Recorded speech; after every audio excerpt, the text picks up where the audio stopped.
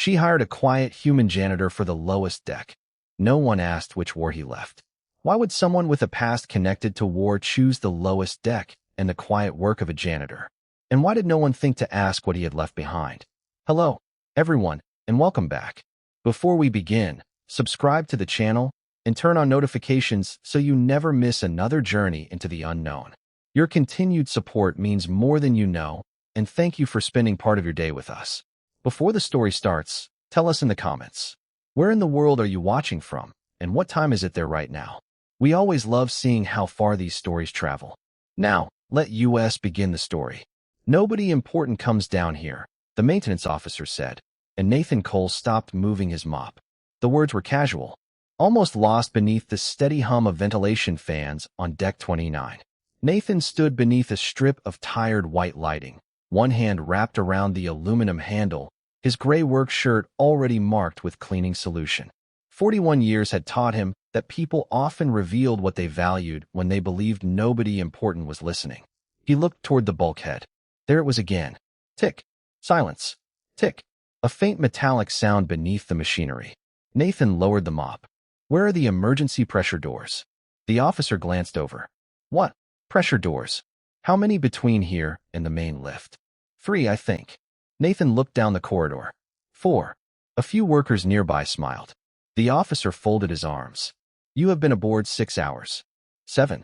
And you are the janitor. Nathan nodded. That is what the badge says. Commander Alara Voss entered the corridor before the officer could answer. Sapphire blue skin caught the pale overhead light, and her silver-white hair rested neatly against the collar of her dark uniform. She had come to inspect the human she had approved for the lowest deck.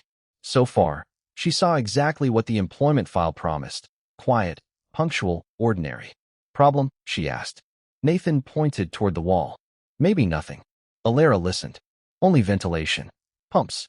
The distant vibration of the aster veil moving through deep space. What am I listening for? A small click every 8 seconds. She waited. Tick. Her amber eyes shifted toward the bulkhead. Thermal expansion. Could be. Nathan picked up his mop again. Then why ask about pressure doors? Because if I am wrong, I lose 30 seconds asking a question. If I am right, I already know where the doors are. Alara studied him. Your responsibility is sanitation. Yes, Commander. Engineering handles pressure systems. Yes, Commander. He returned to the floor without argument. That bothered her more than resistance would have. You agree with me? She asked. Nathan pushed the mop beneath a storage rack. I understand you. That was not my question. He paused. No, ma'am. Somewhere behind Alara, one of the workers quietly laughed. She ignored it. Why did you request Deck 29? Nathan looked around. Exposed conduits ran along the ceiling. Cargo workers moved through narrow passages carrying tools and meal containers.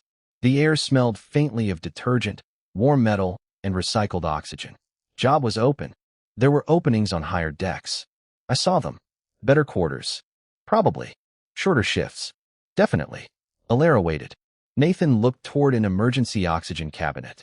A supply cart had been parked partly across it. Without comment, he walked over and rolled the cart 3 feet aside. Then he checked the cabinet latch.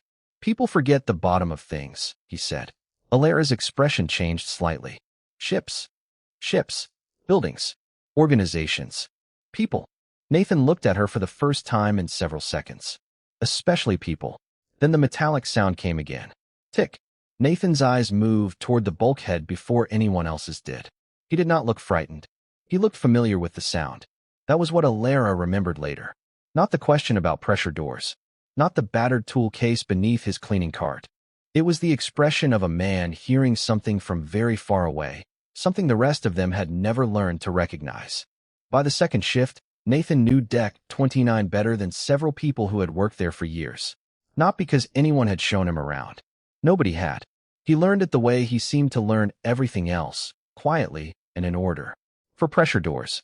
6 emergency oxygen stations. 3 stairwells. 2 maintenance lifts. 1 auxiliary ventilation room behind a yellow service hatch that stuck unless you lifted the handle before turning it. He also learned the people. Maria from food service always finished 12 minutes late because she cleaned her own equipment twice. Owen from cargo drank terrible coffee at 2 o'clock in the morning. Ellis, The oldest technician on the deck walked more slowly when the artificial gravity rose above standard. Nathan never wrote these things down. He simply remembered. Ilera noticed on the third day. She had returned to deck 29 because the strange metallic click had been reported to engineering. Their diagnostic system found nothing outside tolerance. Nathan had accepted the result without complaint and gone back to cleaning. That should have ended her curiosity. It did not. She found him beside pressure door 4, wiping dust from the manual release housing. "That is not dirty," she said. Nathan looked at the cloth. "Little dirty. You checked it yesterday." "Yes." "And the day before." "Also yes." Ilera folded her arms. "Do humans normally clean emergency equipment every day?" "No." "Then why do you?" Nathan tested the release cover gently. "Because emergency equipment has a bad habit of becoming important during emergencies. Maintenance certifies these systems every 30 days. I am sure they do." "You do not trust them?" "I trust people."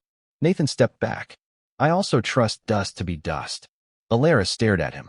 "That sentence makes very little sense." "It does where I am from." She followed him toward the next corridor. His cleaning cart rolled softly over the metal floor. At each intersection, his eyes moved first toward the exit markings, then the ventilation grill, then the people nearby. Always in that order. "You count them," Ilera said. Nathan stopped. "Count what?" "Doors." He said nothing. "And oxygen stations. Yesterday you corrected an officer who gave the wrong number of workers remaining after shift change." Nathan resumed walking. "He missed Maria? You know her name." "She told me." "You have been here 3 days. 3 days is enough time to learn a name." Ilera moved beside him. "Why does a janitor need to know how many people remain on a deck?" Nathan slowed near stairwell 2. A crate had been left 6 inches into the marked evacuation path. He moved it aside before answering. "Because floors are easier to replace than people." Ilera became quiet. Nathan continued pushing the cart. The ship hummed around them. Somewhere behind the walls, pumps moved water, fans moved air, and miles of cable carried power through the Astor Veil. "You speak as though you expect something to happen," she said. Nathan looked toward the ceiling. "No." "Then what are you preparing for?" "Nothing." "You check exits for nothing?" "That is when you are supposed to check them." Ilera watched his face. There was no fear in it. No paranoia. Just an old patience she could not place. Then Nathan stopped beneath the same bulkhead from his first shift. Tick. Silence. Tick. His jaw tightened almost imperceptibly. Ilera heard it too. "Engineering says it is harmless," she said. Nathan nodded. "Maybe they are right. But you do not believe them." He looked at the pressure door 20 feet away, then at the oxygen cabinet farther down the corridor. Only afterward did he look at her. "Commander, I spent a long time learning one thing." "What?" Nathan picked up his mop and continued toward the next section.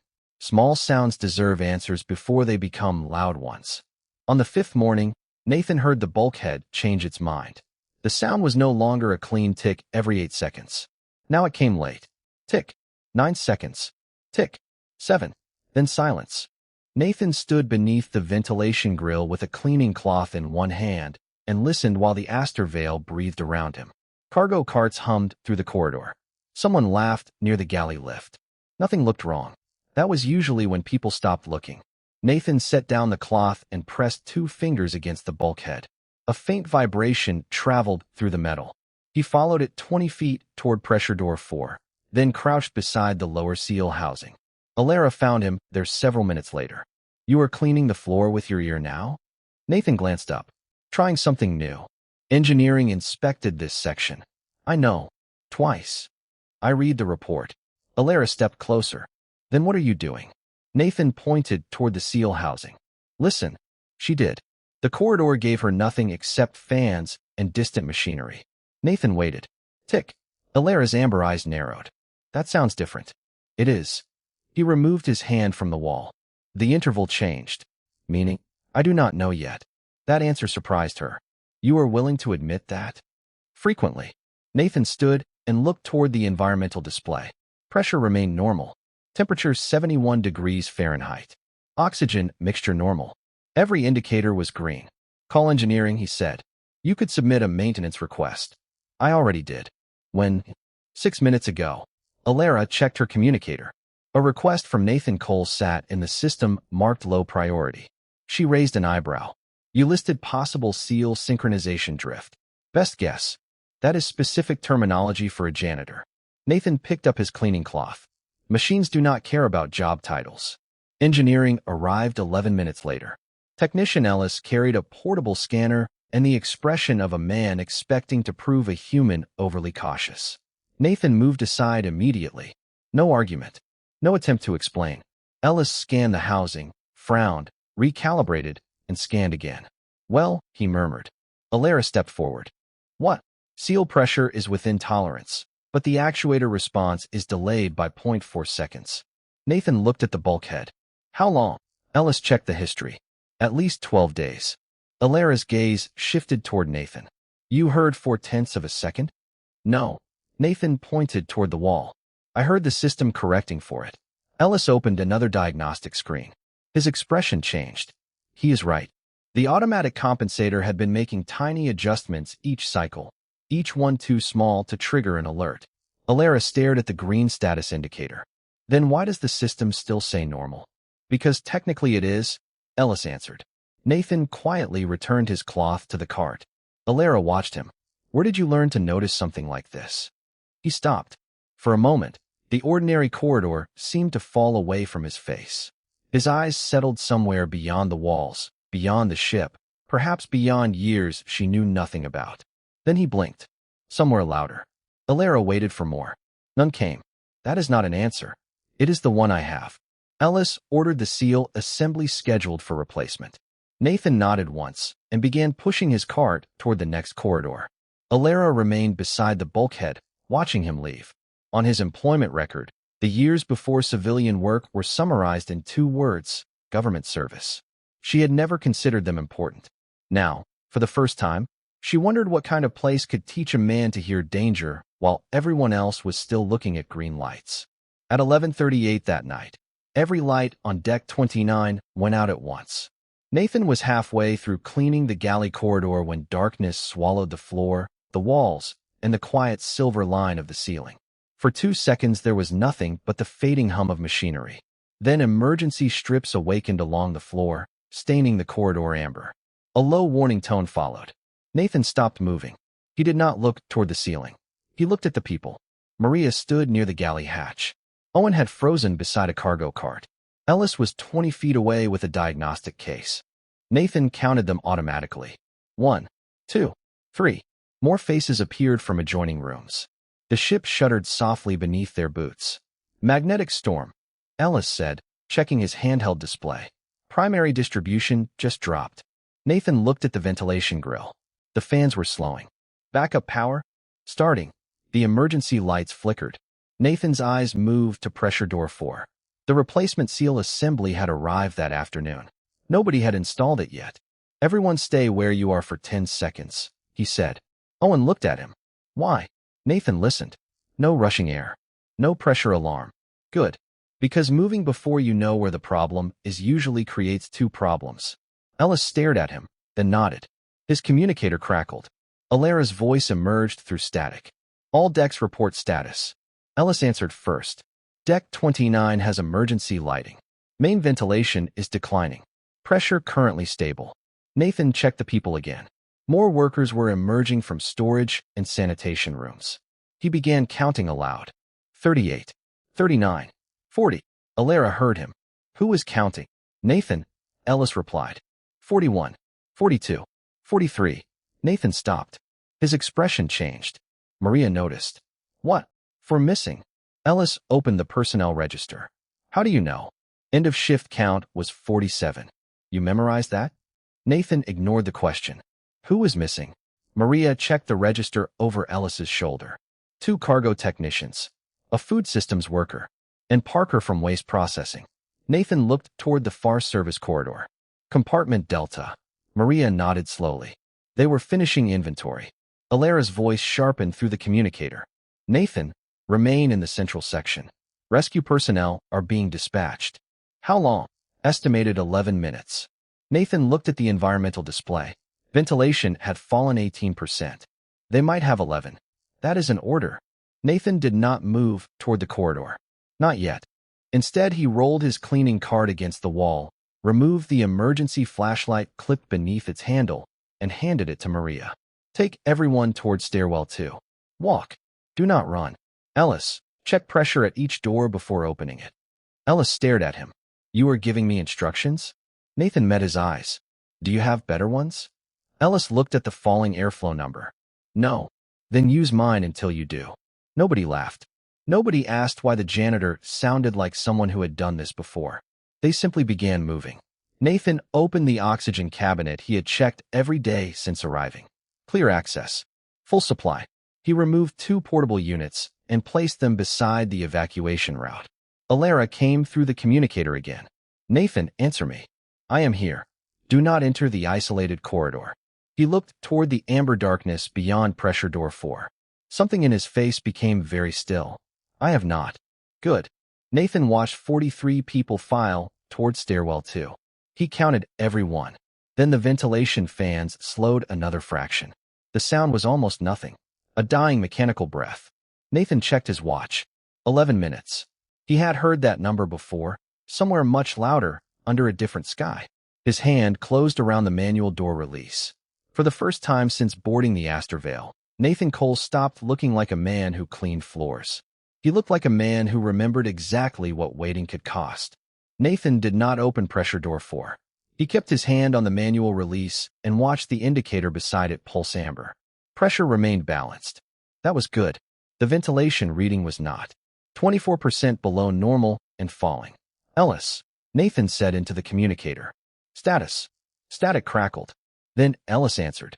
43 accounted for at stairwell 2. Pressure stable through the central section. Keep them there until you get clearance from above. What about you? Nathan looked through the narrow window in the pressure door.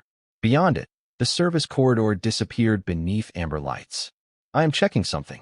Alara cut into the channel. Nathan, you were told not to enter that corridor. I heard you. Then step away from the door. He studied the environmental display. The isolated section still showed for personnel markers, but their signals flickered with the unstable power grid. Commander, can you see Delta compartment from your system? Intermittently. Ventilation. 31% below standard. Nathan nodded. Emergency circulation? A pause. Not responding. That is what I thought. Alara's voice became quieter. What are you thinking? Nathan checked the portable oxygen unit at his feet. That the 4 people in there need another air path. Rescue personnel are 6 minutes away. Then we use those 6 minutes. Nathan opened a maintenance panel beside the door instead of the door itself. Inside were manual ventilation controls, old enough to operate without the main network. He removed a small flashlight from his pocket and studied the labels. Ellis, where does auxiliary line 3 terminate? Checking. Nathan heard people moving around Ellis. Nobody sounded panicked anymore. They were listening. Waiting. Delta compartment, Ellis said. But the valve is local manual control. I know. Nathan, that valve is beyond pressure door 4. Nathan said nothing. Alara did. You are not going through. The emergency lights flickered again. Nathan watched the pressure numbers. Not while this door is uncertain. Then what? He traced the ventilation diagram with one finger. There is another access route. Ellis answered first. Maintenance crawlway. Exactly. That passage is not designed for personnel transit. It is 36 inches wide. How do you know that? I cleaned the access hatch yesterday. Silence. Alara sounded almost incredulous. You memorized a maintenance crawlway while cleaning? I get bored. Nathan removed the portable oxygen unit and slung it over one shoulder. Footsteps approached from behind him. Maria appeared at the intersection. Everyone is at stairwell 2. You should be with them. So should you. Nathan gave her the smallest smile. Fair point. She held out another flashlight. Take this.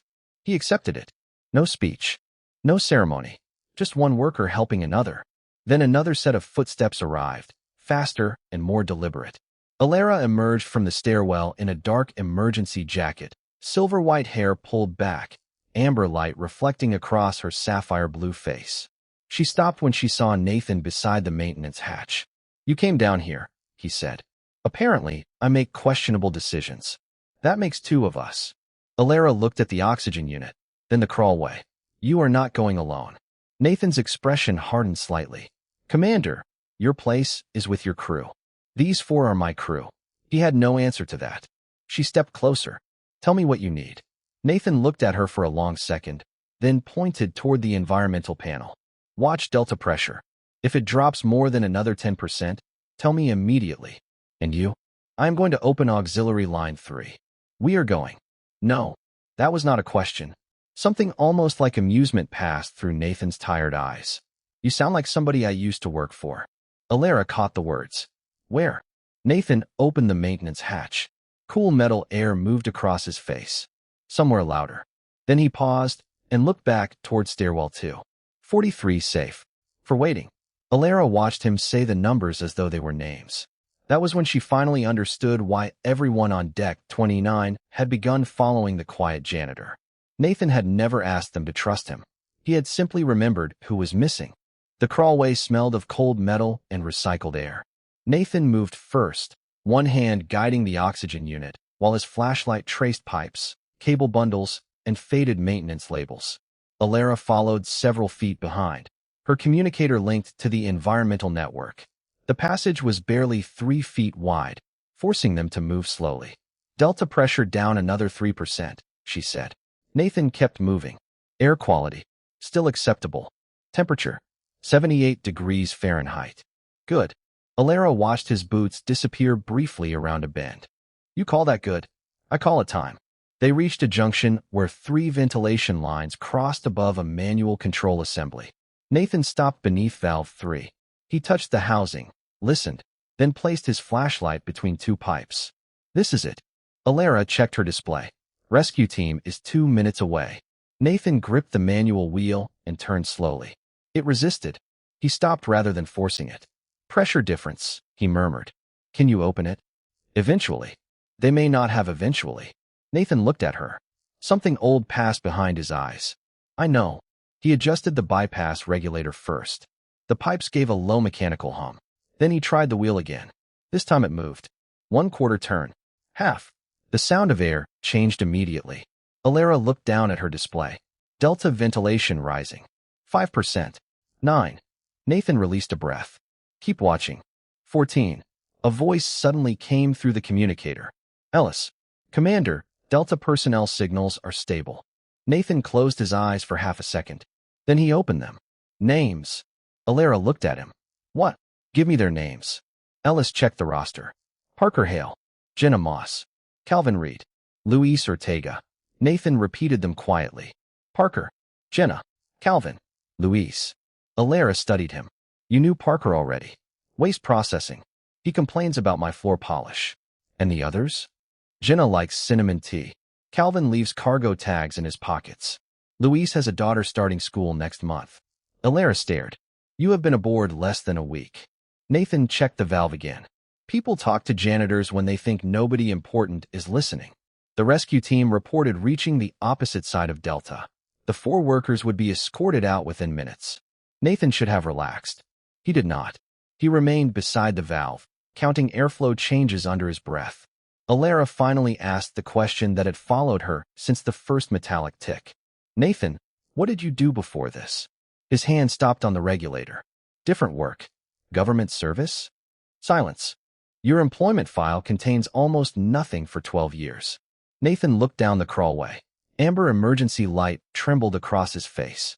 Some records are shorter than the years inside them. Were you military? He did not answer immediately. The communicator announced that the rescue team had reached all 4 workers. Nathan's shoulders lowered by less than an inch. Not exactly. Then what? He picked up the oxygen unit. Emergency recovery. Alara remembered something from Earth history briefings. Which conflict? Nathan became completely still. For the first time, she saw hesitation in the man who had walked toward every uncertain door without showing any. Orion Corridor, he said. Alara's expression changed. Even alien officers knew that name. Nathan looked away before she could speak. Unit 7. Earth Emergency Recovery Unit 7? He nodded once. You went into evacuation zones. Sometimes. After withdrawal orders? Nathan's voice softened. That was usually when people needed us. Alara understood then. He had not learned to count doors because he feared being trapped. He counted them because someone might still be behind one. Why did you leave? She asked. Nathan stared at the manual valve while fresh air moved steadily toward 4 waiting people. Because eventually, I started remembering the doors we reached too late better than the ones we opened in time. The rescue channel crackled. All 4 personnel recovered. Returning to central section, Nathan closed his eyes again. For names. For voices. For people coming back. When he opened them, Alara was watching him differently. Nathan lifted the oxygen unit and turned toward the crawlway. Come on, Commander. Where? Back to deck 29. His voice was quiet again. Almost ordinary. I still have 47 people to count. By the time Nathan and Alara returned to deck 29, the emergency lights had begun changing from amber back to white. Not all at once. One strip at a time. The corridors seemed to wake in pieces. Nathan stepped through pressure door 4 and immediately started counting. Maria, Owen, Ellis, cargo crews, food service, sanitation, maintenance. He moved his eyes from face to face without touching the personnel display. 43. Then the rescue team appeared at the far intersection. Parker came first, carrying his own work jacket. Jenna followed with Calvin and Luis. Tired faces. Steady steps. Nathan counted again. 47. Only then did his shoulders relax. Parker noticed him and raised one hand. Cole. Nathan nodded. Hale. You opened that airline? Valve was stuck. Parker looked toward Alara, then back at Nathan. That is not what I asked. Nathan bent to place the portable oxygen unit beside the emergency cabinet. You are welcome. Parker smiled faintly. No applause followed. Nathan seemed grateful for that. He checked the cabinet inventory instead. Alara watched him return to ordinary motions as if the last 20 minutes had been nothing unusual. Around them, however, nobody else had returned to normal. Officers who had barely noticed the janitor before now moved aside when he passed. Ellis approached quietly. Unit 7, he said. Nathan stopped. Commander told you? No. Ellis glanced at the old tool case beneath Nathan's cleaning cart. I recognized the faded insignia after I knew where to look. Nathan followed his gaze. Near the handle was a worn circular mark almost erased by years of use. Should have painted over that. Why? Because people ask questions. Ellis looked at him for a moment. Which war? Nathan's expression became distant again. The one I left. Ellis understood enough not to ask more. Alara did not. She stepped closer after Ellis walked away. You said your unit entered evacuation zones after withdrawal orders. Sometimes. Why? Nathan closed the oxygen cabinet. Because withdrawal orders tell people when a place is no longer worth holding. He tested the latch. They do not tell you whether everyone got out. Alara's amber eyes stayed on him. And Unit 7 went back. We went where recovery lists said someone might still be waiting. Civilians? Mostly. People you did not know. Nathan looked toward Jenna, who was accepting a cup of water from Maria. Knowing somebody does not make their air more valuable. Alara became silent. Nathan pushed his cart toward the section where the lights had not yet fully returned. She followed. You could have taken a security position aboard this ship. Did not want one. Emergency operations. No. Engineering support. Probably. Instead, you requested sanitation on the lowest deck. Nathan stopped beneath the ventilation grill. Fresh air whispered through it. Commander, do you know what happens after an emergency? Reports. Repairs. Review. People look upward. Meaning, they ask what command knew. What officers decided. Which systems mattered. He glanced down the long corridor. Almost nobody looks at the people cleaning up afterward. Alara studied him. So you came here because nobody looks down. Nathan gave a small shrug. Someone should. Before she could answer, a warning tone sounded from the far service compartment. Not dangerous. Just a temporary ventilation imbalance. Nathan's head turned instantly. Alara saw the change again. The old reflex. The remembered door. Nathan. He paused. You are not there anymore. He knew what she meant. For several seconds, he listened to the harmless tone. I know. Do you? Nathan looked toward the 47 people behind them. His voice became almost a whisper. Most days. Then he picked up his tool case and walked toward the sound anyway. Alara followed without asking why. She was beginning to understand that the war Nathan had left was not the same war that had left Nathan. The warning tone lasted 12 seconds. Nathan reached the service compartment before it ended, opened the environmental panel, and watched the numbers settle back into green. Temporary pressure equalization, Alara said behind him. Harmless. Nathan nodded. Looks that way. Yet you came anyway. So did you. Alara had no answer for that. By morning, the Aster Veil had returned to normal operations. The magnetic storm was behind them. Deck 29 smelled of fresh detergent again, and the emergency had already begun turning into reports. Nathan preferred reports. Paperwork could not call for help. He was replacing cleaning cartridges when Alara entered carrying a data tablet. I reviewed your complete employment record. Nathan kept working. That sounds like a terrible way to spend breakfast. Your civilian qualifications include atmospheric systems certification, emergency logistics, structural assessment, and advanced recovery coordination. I collect certificates. You were offered 3 positions above sanitation grade before boarding this ship. Nathan clicked a cartridge into place. 4. Alara looked down at the tablet. 4. The station on Callisto offered maintenance supervision. You declined all of them. Yes. Then specifically requested Deck 29. Nathan closed the compartment. Yes. Why? He looked at her. We talked about this. You gave me part of an answer. Alara stepped closer. I want the rest. Nathan leaned against the cleaning cart. Around them, workers moved through the corridor. Some greeted him now. Too many, in his opinion. He returned each greeting anyway. After Orion, I tried office work, he said. Lasted 5 months. Why did you leave? Too quiet. Then you worked maintenance. 2 years. And left that. Nathan nodded. People kept promoting me. Alara almost smiled. Most humans consider promotion desirable. Most humans are smarter than me. I doubt that. Nathan looked toward the floor. Higher I went, fewer people I actually knew. Alara waited.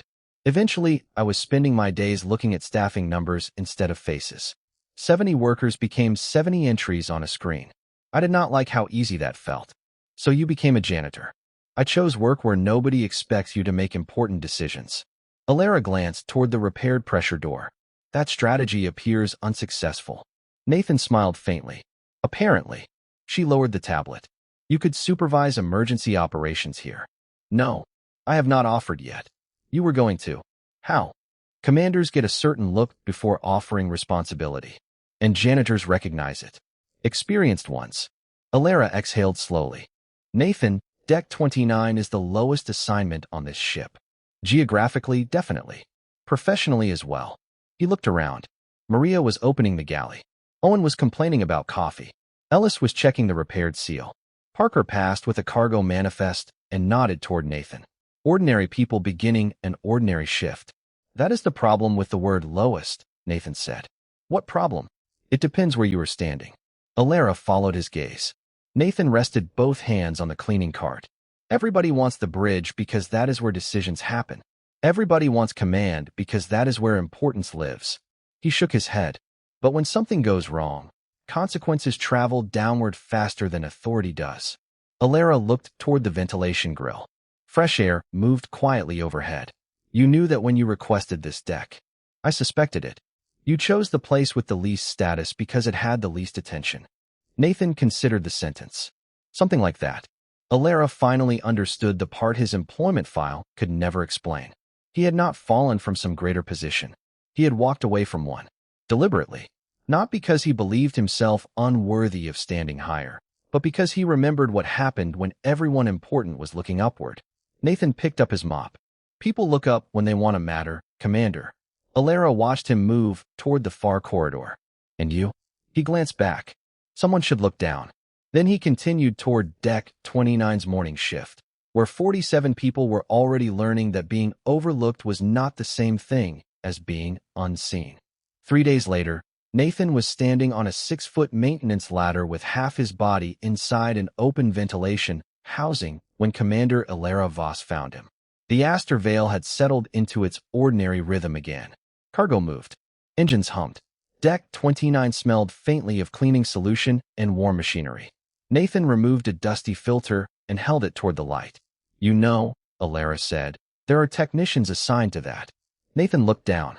There are janitors assigned to dirty filters. That filter is part of an environmental system. Then I am expanding professionally. Alara held up a data tablet. I have an offer. I was afraid of that. Emergency Operations Supervisor. Command grade quarters. Higher salary. Direct access to engineering and security resources. Nathan climbed down slowly. No, you have not read the terms. Does the job involve meetings? Several. Definitely no. Alara stared at him. Nathan smiled faintly and reached for another filter. I am serious. So am I. You could change procedures across the entire ship. That stopped him. Alara noticed. There it is, she said. What? The part you care about. Nathan wiped his hands on a cloth. Procedures can change without giving me an office. Explain. Lower the inspection threshold for repeated environmental variances. Keep emergency access routes clear every shift, not every inspection cycle. Count personnel by physical confirmation during power failures. Put manual ventilation maps where service workers can reach them. Alara listened without interrupting. And, Nathan continued, teach every deck supervisor to ask who is missing before asking what is broken. Alara looked down at the tablet. You have considered this. Could not sleep. Because of Orion? Nathan's eyes moved toward pressure door 4.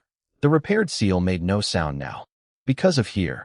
Alara understood the distinction and did not push further. Very well. You may refuse the position. Thank you. But you will help rewrite the emergency procedures. Nathan sighed. How many meetings? 2. 1. 2. 1 and lunch. Alara considered it. Agreed. Nathan nodded. You negotiate like Maria over coffee supplies. I will assume that is praise. She turned to leave, then stopped when Nathan climbed the ladder again. The floor beneath one leg was slightly uneven. The ladder shifted less than an inch. Alara immediately placed one blue hand against its side. Nathan looked down. Commander, keep working. I have it. I know. She did not remove her hand. Nathan studied her for a moment, then returned to the ventilation housing. Neither spoke. The filter slid free with a soft metallic scrape. Fresh air whispered through the open grill. Workers passed through the corridor and slowed when they noticed them. Their commander, dressed in a uniform carrying the authority of an entire starship, stood quietly holding a ladder for the janitor of its lowest deck. Nobody laughed. Nobody needed an explanation. Nathan installed the new filter and tightened the housing. Above him, clean air began moving through the system with a deeper, steadier hum. Done, he said. He climbed down. Alara released the ladder. 47, she asked. Nathan looked along the corridor. Maria at the galley. Owen beside cargo control. Ellis near the pressure seal. Parker complaining about something nobody could hear. Faces instead of numbers. 47, Nathan said. Alara nodded. That was enough. She walked toward the lift, while Nathan returned the ladder to storage. By evening, the first revision to the Astor Vale emergency manual entered the ship-wide system. Nathan's name appeared nowhere in it. He had insisted on that. But one new instruction sat at the top of every evacuation checklist. Count the people before you count the problems. Nathan read it once, closed the screen, and returned to his cleaning cart. The war he had left would always contain doors he remembered reaching too late. He could not reopen them. He could only make sure the doors in front of him were clear. And on the lowest deck of a ship full of people looking upward, one quiet human kept looking down.